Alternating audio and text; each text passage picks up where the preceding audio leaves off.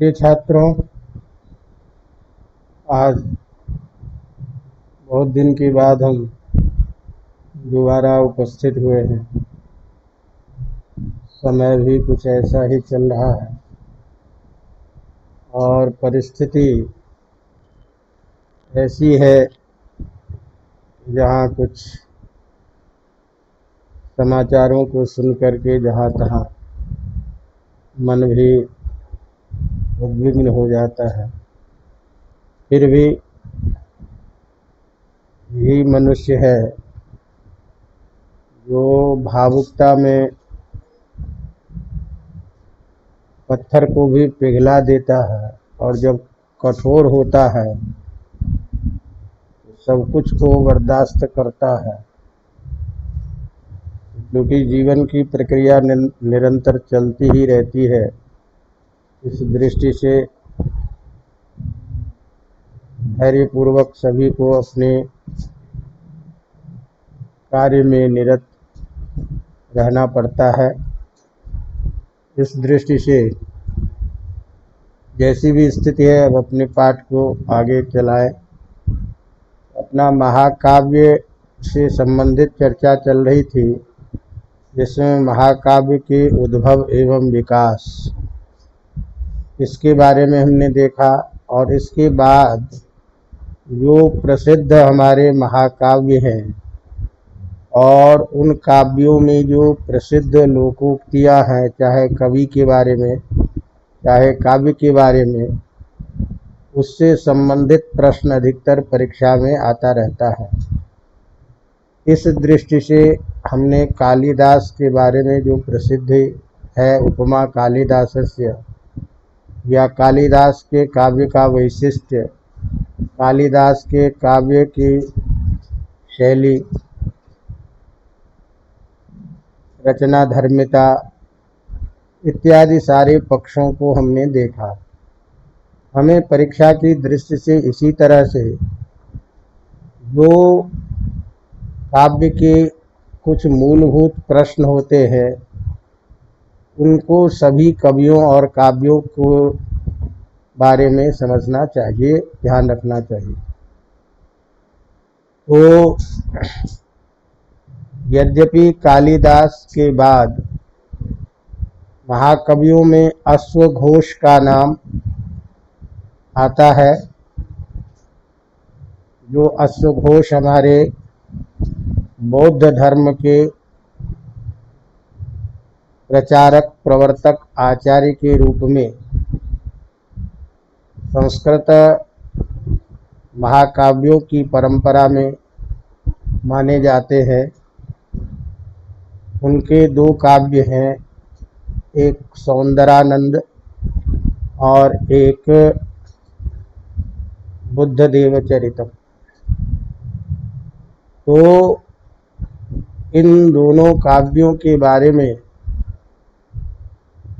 हम आज चर्चा नहीं करेंगे, इसको छोड़ करके आगे बढ़ रहे हैं, कारण कि अभी तक के विगत परीक्षा में अश्वघोष से संबंधित प्रश्न नहीं आया है, लेकिन हमें पढ़ना जरूर है। तो अश्वघोष की काव्य शैली, अश्वघोष के काव्य की विशेषता और अश्वघोष के काव्य का प्रतिपाद्य विषय क्या है, ये हमें अवश्य ध्यान रखना चाहिए, जिसकी चर्चा हम बाद में करेंगे। कारण ये है कि पहले हम उन महत्वपूर्ण प्रश्नों को, उन कवियों को ले लेते हैं जिसके बारे में अधिकतर परीक्षा में प्रश्न पूछा जाता है। तो कालिदास के काव्य के बाद संस्कृत के प्राचीन महाकाव्य की परंपरा में प्रसिद्ध जो 3 महाकाव्य है, जिसे बृहत्त्रयी के रूप में स्वीकार किया गया है,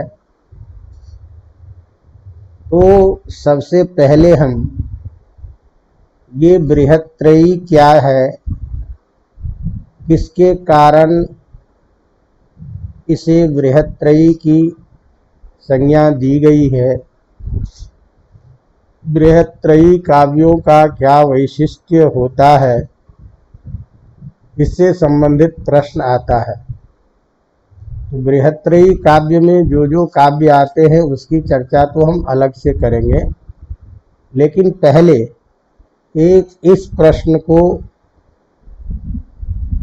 हमें सामान्य रूप से समझना है, जो परीक्षा में पूछता भी है कि बृहत्त्रयी महाकाव्यों की विविध विशेषताओं का संक्षिप्त विवेचन कीजिए, अथवा बृहत्त्रयी काव्यों के नामकरण एवं इनके विशिष्ट कारणों का संक्षिप्त विवेचन कीजिए। सबसे पहले ये बृहत्त्रयी इस नाम से संबंधित जो प्रश्न आता है उसको यदि हमें लिखना होगा तो क्या क्या चीज़ें बात ध्यान में रखनी है, उसकी हम पहले चर्चा करते हैं। तो संस्कृत महाकाव्यों के इतिहास में कालिदास के बाद अर्थात कालिदासोत्तर महाकाव्य की परंपरा के प्रतिनिधि 3 महाकाव्यों को काव्य मर्मज्ञों के द्वारा बृहत्त्रयी कहकर प्रतिष्ठित किया गया है। इस बृहत्त्रयी काव्य के अंतर्गत महाकवि भारवी द्वारा रचित किरातार्जुनीयम, इसी तरह महाकवि माघ विरचित शिशुपाल बद्ध महाकाव्य और श्रीहर्ष चरित का विरचित नैषधीय चरितम, ये 3 महाकाव्य हैं जिसे संस्कृत महाकाव्यों की परंपरा में प्रतिनिधिभूत महाकाव्य, जिसे बृहत्त्रयी की संज्ञा दी गई है। समझे? महाकाव्य के संदर्भ में यद्यपि त्रयी अर्थात त्रयाणाम समाहारः त्रयी, 3 का एक समूह जो होता है उसे त्रयी बोलते हैं। किसी भी 3 चीज़ों का एक समूह बना करके त्रयी के रूप में व्यवहार करने की परंपरा पूर्व काल से ही प्रचलित आ रही है। जैसे कि हम देखते हैं कि महाकाव्य की परंपरा से पूर्व जो वेद में वैदिक और दार्शनिक परिप्रेक्ष्य में त्रयी शब्द का व्यवहार हुआ है। तो जैसे वैदिक परंपरा में ऋक यजुः साम, इन 3 वेदों को एक समूह बना करके वेदत्रयी के नाम से जाना जाता है। वैदिक काव्य की परंपरा में भी त्रयी शब्द का प्रयोग 3 वेदों के लिए किया गया है। इसी तरह से वेद के बाद जब दार्शनिक क्षेत्र में हम आते हैं तो उपनिषद, ब्रह्मसूत्र और श्रीमद् भगवद गीता को प्रस्थान त्रयी के रूप में प्रतिष्ठित किया गया है। तो उपनिषद जो है हमारा, ब्रह्मसूत्र जो है हमारा और श्रीमद् भगवद गीता जो है, ये हमारे अद्वैत वेदांत के सिद्धांत के प्रतिष्ठापक प्रतिनिधि ग्रंथ हैं। इन तीनों ग्रंथों की विशेषताओं के कारण इसे प्रस्थानत्रयी के नाम से जाना जाता है। तो जैसे वेद में वेदत्रयी, दार्शनिक ग्रंथों में प्रस्थानत्रयी का व्यवहार है, उसी तरह से महाकाव्य की परंपरा में जो प्रतिनिधिभूत महाकाव्य माने जाते हैं उसको यहाँ बृहत्त्रयी के नाम से कहा गया है। तो महाकाव्य की परंपरा में काव्य के सभी गुणों से युक्त, विविध पक्षों से संबलित, काव्य के उत्कर्ष को प्रतिष्ठापित करने वाला इन 3 ग्रंथों को बृहत्त्रयी की संज्ञा दी गई है। कुछ विद्वानों का ये मत है कि काव्य, इन महाकाव्यों का जो कलेवर है, जो ग्रंथ का जो स्वरूप है, वो अत्यधिक विस्तृत होने के कारण, बृहद आकार होने के कारण इसे बृहत्त्रयी की संज्ञा दी गई है। तो 2 कारण हैं। एक तो काव्य शास्त्रीय सभी गुणों का उत्कर्ष इन महाकाव्यों में देखा जाता है। महाकाव्य के से संबंधित जितनी भी विशेषताएं हैं, वो विशेषताएं इन ग्रंथों में देखे जाते हैं। तो काव्य का जो उत्कर्ष स्वरूप है वो इन तीनों काव्यों में प्राप्त होने के कारण, प्रतिनिधिभूत ग्रंथ होने के कारण इसे बृहत्त्रयी की संज्ञा दी गई है। ये एक पक्ष है।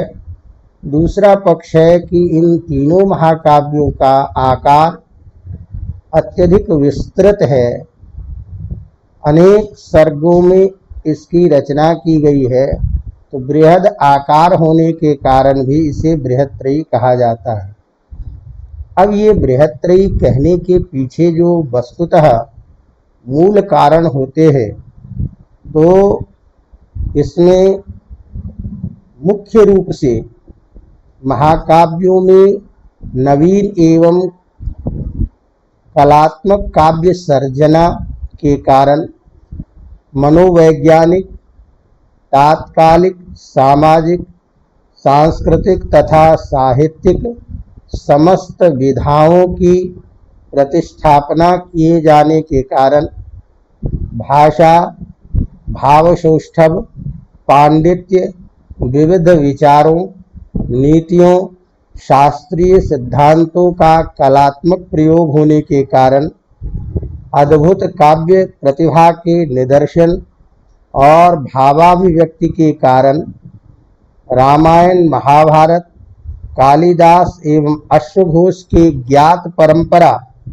को और प्रतिष्ठित और व्यापक बनाने के कारण काव्य रसिकों के लिए ये तीनों काव्य सार्वकालिक, मार्गदर्शक और काव्य शास्त्रीय गुणों का प्रयोग करने में एक महत्वपूर्ण निर्देशक काव्य होने के कारण इसे एक साथ प्रतिनिधिभूत ग्रंथ के रूप में बृहत्त्रयी के नाम से संबोधित किया गया। इस प्रकार काव्योत्कर्ष एवं काव्य विधाओं के प्रतिमानों को प्रतिष्ठापित करने वाला एवं सभी पक्षों का, चाहे वो भाषा सौष्ठव हो, भाग की विशेषता हो, रस छंद अलंकारों का सुंदर समन्वय हो, इन सभी चीजों को समाहित करने के कारण, सभी विषयों को साहित्य में एक सुंदर समायोजन करने के कारण काव्य के उत्कर्ष को बढ़ाने के कारण तथा आकार में बृहद स्वरूप होने के कारण महाकाव्य की परंपरा में बृहत्त्रयी की संज्ञा दी जाती है। जो सारी विशेषताएं इन तीनों का महाकाव्यों में प्राप्त होता है, अतः भारवी कृत किरातार्जुनीयम, शिशुपा माघ कृत शिशुपालबद्ध और हर्ष श्री हर्ष विरचित नैषधीय चरितम इन तीनों को प्राचीन भारतीय महाकाव्यों की परंपरा में महाकाव्यों के प्रतिष्ठापक प्रतिनिधिभूत ग्रंथ होने के कारण बृहत्त्रयी की संज्ञा दी गई है, जो महाकाव्य के लक्षण के सभी गुणों से युक्त और एक व्यवस्थित महाकाव्य की परंपरा का निर्देशन बाद वाले महाकवियों के लिए प्रस्तुत करता है। अतः इन के कारण बृहत्त्रयी के रूप में इसकी संज्ञा बिल्कुल उचित और प्रतिनिधि ग्रंथ का प्रतिष्ठापक ग्रंथ इसे माना जाता है। निष्कर्षतः आकार की दृष्टि से महाकाव्यों के सभी विशिष्ट गुणों के कारण बृहत्त्रयी की संज्ञा दी जाती है, जो इन तीनों महाकाव्यों में हमें प्राप्त होता है। अवगतम? इस तरह से हम इसकी कुछ संक्षिप्त विवेचना करें। अब जो हमने ये महाकाव्य के बृहत्त्रयी काव्यों की जो चर्चा की है, तो अलग अलग इस काव्य के वैशिष्ट्य गुणों से संबंधित और उसके कवियों से संबंधित जो प्रष्टव्य प्रश्न होते हैं, उसकी क्रमिक चर्चा हम करेंगे। तो इसमें सबसे पहला हमारा है किरातार्जुनीयम, जो महाकवि भारवी के द्वारा विरचित है। तो इस महाकवि भारवी के काव्य के विषय में सबसे पहले प्रश्न के रूप में पहला प्रश्न, महाकवि भारवी के साहित्यिक वैशिष्ट्य का संक्षिप्त विवरण प्रस्तुत कीजिए। ये एक प्रश्न है। इस प्रश्न को हम इस रूप में देखें। महाकवि भारवी यद्यपि मुख्य रूप से कलावादी कवि हैं, तथापि उनके काव्य के अनुशीलन से यह स्पष्ट है कि वे काव्य के भाव पक्ष एवं कला पक्ष दोनों को ही महत्व देते हैं। काव्य में जितना गौरव अर्थ का है, उतना ही शब्द का भी गौरव होता है। ये महाकवि भारवी की मान्यता है। शब्दार्थ ही काव्य है, अतः अर्थ चमत्कार के साथ साथ शब्द का चमत्कार भी काव्य के उत्कर्ष को बढ़ाता है। इस दृष्टि से काव्योत्कर्ष बढ़ाने वाला साहित्यिक विशेषताओं से युक्त महाकवि भारवी का काव्य किरातार्जुनीयम है। इसीलिए भारवी का स्पष्ट मत है कि जो भी बात कही जाए वह सार्थक हो, गंभीर और स्पष्ट होना चाहिए।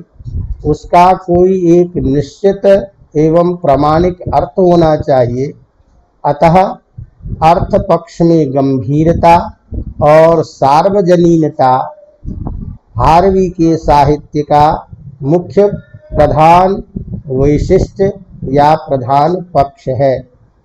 किसी काव्य का वैशिष्ट्य उसमें प्रयुक्त भाषा के आधार पर भी होता है।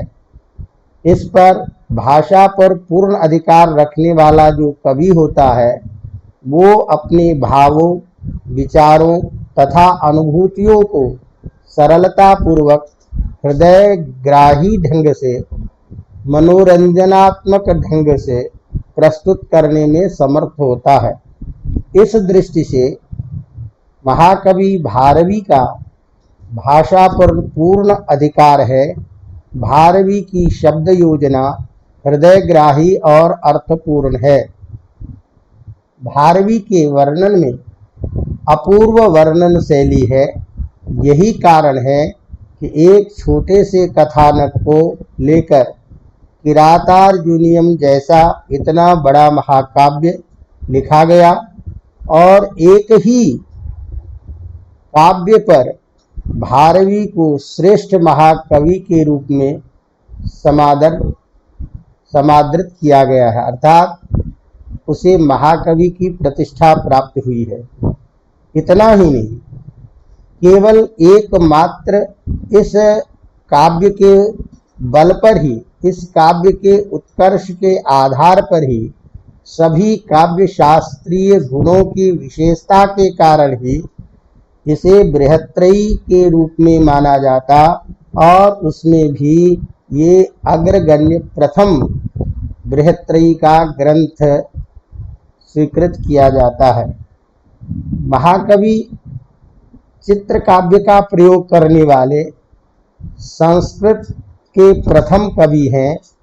किरातार्जुनीयम का जो 15वां सर्ग है वो विशेष रूप से चित्रालंकार को प्रदर्शित करता है और चित्रालंकार का विशिष्ट प्रयोग किरातार्जुनीयम के साहित्यिक वैशिष्ट्य का एक प्रधान पक्ष है। भारवी के काव्य में चाहे रस संयोजना हो, प्रकृति चित्रण हो, छंद की योजना हो अथवा वर्णनगत वैशिष्ट्य, सभी अपूर्व हैं। शास्त्रीय पांडित्य एवं समस्त शास्त्रों का सिद्धांत वर्ण विषय के साथ स्वतः प्रस्फुटित होता है। सभी दृष्टियों से काव्यगत साहित्यिक वैशिष्ट्य के कारण एकमात्र कृति भारवी का है किरातार्जुनीयम, जिसके आधार पर ही भारवी को अनेक उपमाओं के द्वारा प्रतिष्ठित किया गया है। इस तरह एकमात्र किरातार्जुनीयम के काव्य के वैशिष्ट काव्य के सभी गुणों से युक्त होने के कारण, काव्य के अत्यंत उत्कर्ष होने के कारण इनके बारे में अनेक सूक्तियां प्रचलित हैं। जैसे भारवेरर्थ गौरवम, भारवेरिव भारवेः, प्रकृति मधुरा भारवी गिरः, नारिकेल फल सम्मितम वचो भारवेः, अर्थात भारवेरर्थ गौरवम। यदि काव्य की अर्थ गौरव की बातें है तो अर्थ गौरव में भारवी का काव्य सर्वश्रेष्ठ है। भारवेः, भारवे रवि, भारवे रिव भारवेः, अर्थात जैसे सूर्य की चमक अत्यंत प्रकाशित होकर के सबको प्रकाशित करता है, उसी तरह से भारवी का काव्य समस्त काव्य शास्त्रियों को एक दिशा निर्देश देने वाला काव्य है। प्रकृति मधुरा भारवी गिरहा, भारवी की जो वाणी है, भारवी जी की जो काव्य रचना है वो स्वभाव से ही मधुर और प्रकृति का पोषक है। भारवी के काव्य की उपमा नारिकेल अर्थात नारियल के फल के समान कहा गया है। यद्यपि शब्द संयोजन शब्द के द्वारा ऊपर से कठोरता दिखाई देती है, लेकिन विशेष अर्थ के कारण, विशेष प्रयोग के कारण, विशेष सिद्धांतों के प्रतिष्ठापना के कारण इनका जो कथन है, इनकी जो वाणी है वो बिल्कुल नारिकेल की तरह से अंदर से अत्यंत सुकुमार कोमल भाव को अभिव्यंजित करने वाला है। तो इस प्रकार महाकवि भारवी के किरातार्जुनीयम के काव्य का वैशिष्ट साहित्य की काव्य विधाओं की दृष्टि से समस्त गुणों से युक्त है।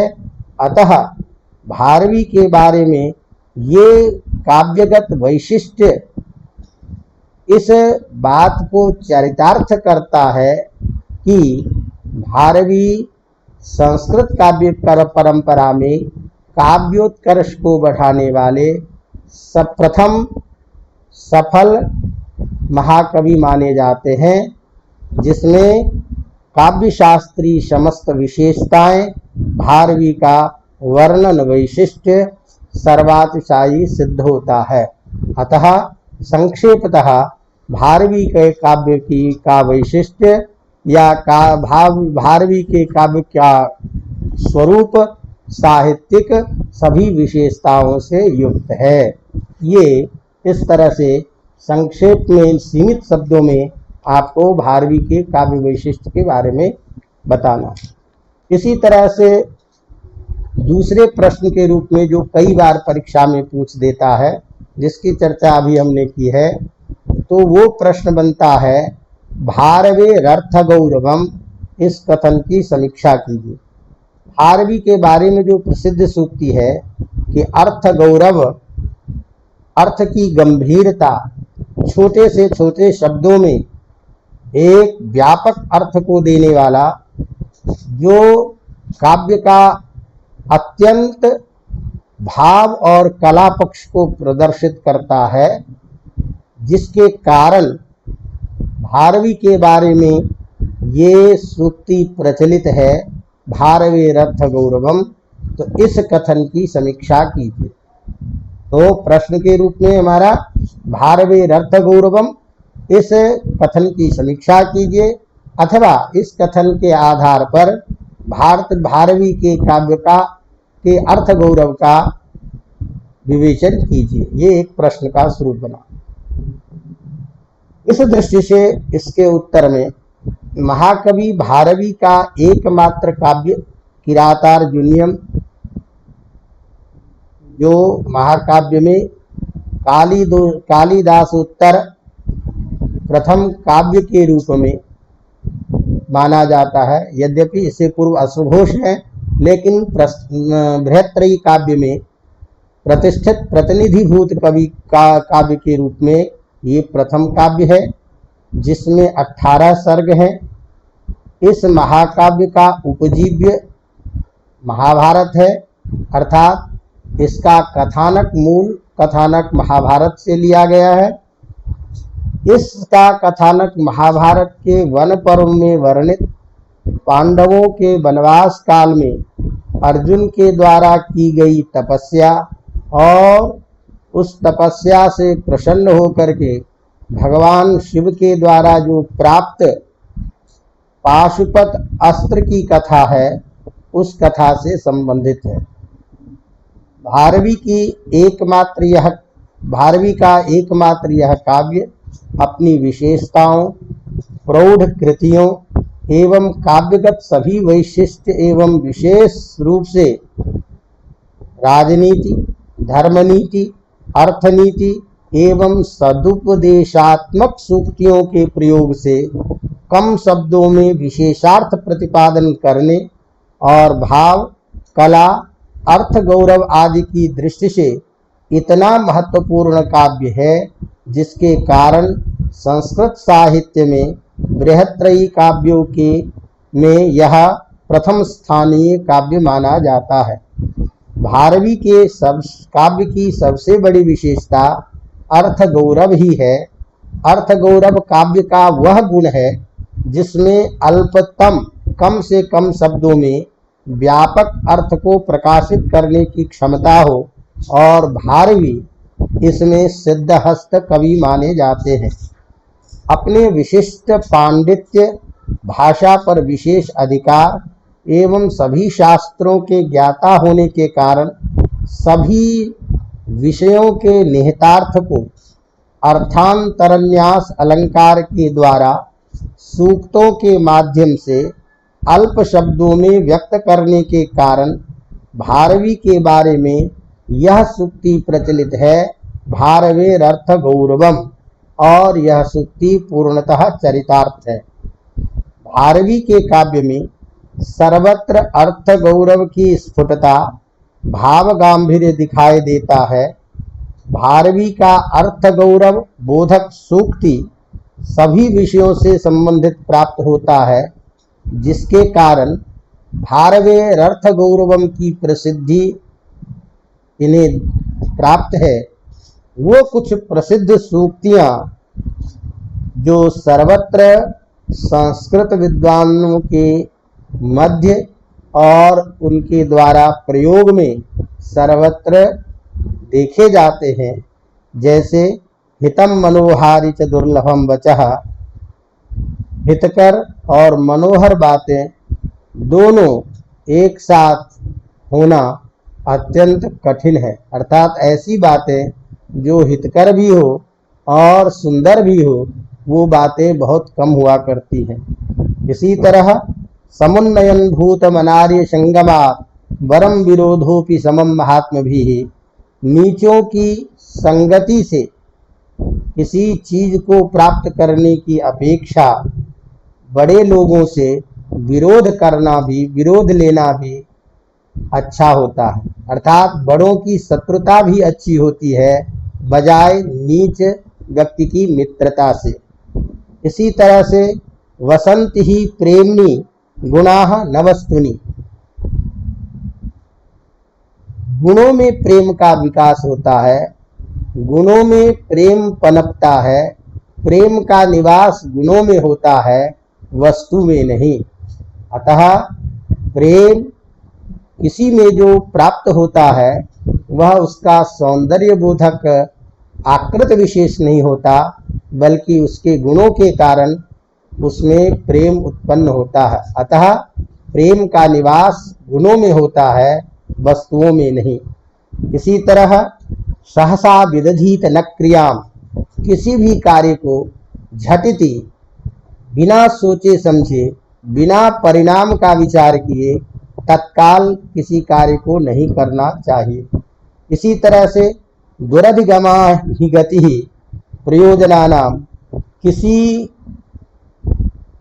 कार्य के प्रयोजन को, अंतिम परिणाम को जाने बिना, इसका अंतिम परिणाम क्या होगा इसको जाने बिना किसी कार्य को प्रारंभ नहीं करना चाहिए, या इसका परिणाम क्या होगा ये जानना अत्यंत कठिन होता है। इसी तरह से प्रकर्ष तंत्रा ही रणे जयश्री, जो अत्यंत उत्साही व्यक्ति होता है, जो स्वाभिमान वाला होता है, जो अत्यंत उत्साह गुणों से युक्त, वीर रस पराक्रम युक्त होता है, ऐसे पराक्रमी व्यक्ति ही युद्ध में विजयश्री को प्राप्त करता है। इसी तरह तेजो विहीनम विजहाति दर्पः, जिसके अंदर तेज ही नहीं होगा वह स्वाभिमान क्या दिखाएगा, या स्वाभिमान की रक्षा वही करता है जिसमें तेज होता है। निस्तेज व्यक्तियों के पास स्वाभिमान कहाँ से प्राप्त होगा। न्याय धारा ही साधवः, साधु लोग जो होते हैं वो न्याय के मार्ग पर हमेशा चलते रहते हैं। इसी तरह भवन्ति भव्येषु ही पक्षपाताः, जो भव्य होता है, जो होनहार होता है, जो अच्छा होता है, उसके प्रति स्वतः आकर्षण, पक्षपात स्वाभाविक रूप से हो जाता है। तो इस तरह से मानव जीवन को एक विशेष दिशा निर्देश दिए जाने वाले जो सिद्धांत हैं, ऐसे सिद्धांतों को, गंभीर से गंभीर विषयों को सुंदर और छोटे सूक्त के माध्यम से प्रस्तुत करने की जो क्षमता भारवी में है वो अन्यत्र नहीं होने के कारण भारवी का अर्थ गौरव सभी काव्य शास्त्रियों की अपेक्षा अत्यधिक श्रेष्ठ माना जाता है। इस प्रकार भारवी का महाकाव्य सुभाषित शास्त्रों के पांडित्य से मंडित तथा व्यापक अनुभूतियों से समन्वित है। इसमें धर्म, अर्थ, काम, नीति, राजनीति और सामान्य जीवन से संबंधित सूक्तियों के भंडार होने के कारण और विशिष्ट अर्थ का प्रतिपादक होने के कारण अर्थालंकार के प्रयोग के माध्यम से उन कथन को सहज और स्वाभाविक रूप से प्रस्तुत करने के कारण भारवी के बारे में यह सूक्ति सर्वथा चरितार्थ है कि भारवेरर्थ गौरवम इत्यादि। अवगतम। तो ये जो है, अब इसमें कई बार प्रश्न पूछे देता है कि सप्रमाण, तो सप्रमाण में बीच बीच में कुछ श्लोक भी होना चाहिए। क्योंकि उस श्लोकों का भाव हमने कुछ आपके सामने रखा, लेकिन आप लोगों को श्लोक याद करने में कठिनाई होगी, अतः हमने उस उदाहरण को क्या क्या उसमें भाव गौरव, अर्थ गौरव है, ये चीज़ें हमने कथानक के रूप में बताई, जिसको आपको अपने शब्दों में अभिव्यक्त करना है। अवगतम। इस तरह से इन काव्यों के बारे में, महाकवियों के बारे में प्रसिद्ध जो चीज़ें हैं उसको हमें प्रश्न के रूप में रखना है।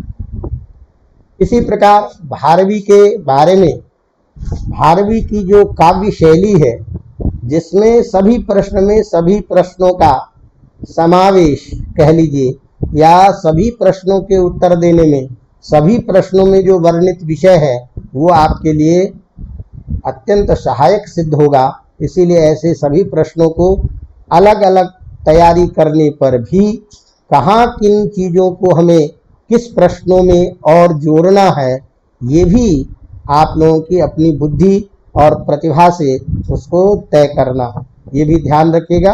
अतः इन सारे प्रश्नों में अलग अलग तो स्वरूप है ही, लेकिन अलग अलग होने पर भी किन चीज़ों में, अब जैसे मान लीजिए कि काव्यगत शैली की हम चर्चा करें और उसमें उदाहरण के रूप में जो कुछ प्रस्तुति है, उन प्रस्तुतियों को हम भारवीर अर्थ गौरवम वाले प्रश्न में भी लिख सकते हैं। तो इस दृष्टि से इसको ध्यान में रखते हुए हम आगे के प्रश्न के रूप में अगला प्रश्न, भारवी के काव्य शैली का संक्षिप्त विवेचन कीजिए, या भारवी के काव्य शैली का उत्कर्ष जिसके आधार पर भारवेर अर्थ गौरवम इत्यादि या भारवेरिव भारवेः इत्यादि की उपमा दी गई है, इत्यादि सूक्तियों के द्वारा उसे सम्मानित किया जाता है, उन सारी चीज़ों को इस प्रश्न के रूप में, काव्यगत शैली के रूप में आपको बताना है। अवगतम। तो हमारा प्रश्न का स्वरूप क्या हुआ? भारवी के काव्य शैली की विशेषताएं अथवा भारवी के काव्य शैली का संक्षिप्त विवेचन। महाकवि भारवी के काव्य शैली और रचना धर्मिता, अर्थ गौरव एवं भाषा सौष्ठव आदि को देखकर भारवी के लिए प्रकृति मधुरा भारवी गिरह, नारिकेल फल सम्मितम वचो भारवेः इत्यादि विशेष सूक्तियों का प्रयोग किया जाता है। इनमें भारवी की शैली की स्वाभाविकता, स्वाभाविक मधुरता के साथ साथ बाह्य और अंतः सरलता एवं अर्थ गौरव की प्रशंसा की गई है। बचो विन्यास के बारे में स्वयं बनेचर के वाणी के लिए भारवी कहते हैं, ससौष्ठवोदार्य विशेष शालिनीम विनिश्चितार्थामिति वाचमाददे, अर्थात वह वनेचर शब्द सौष्ठव तथा औदार्य माने अर्थ से युक्त, सरल और संक्षिप्त वाणी का प्रयोग किया। अर्थात जब वनेचर को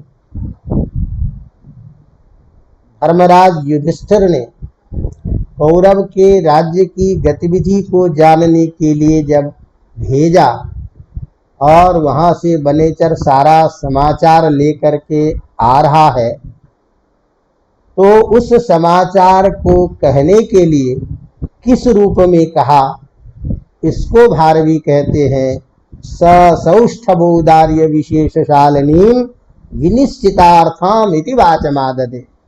अत्यंत संक्षिप्त, सरल, अर्थयुक्त, गंभीर शब्दों में वह वनेचर कहना प्रारंभ किया।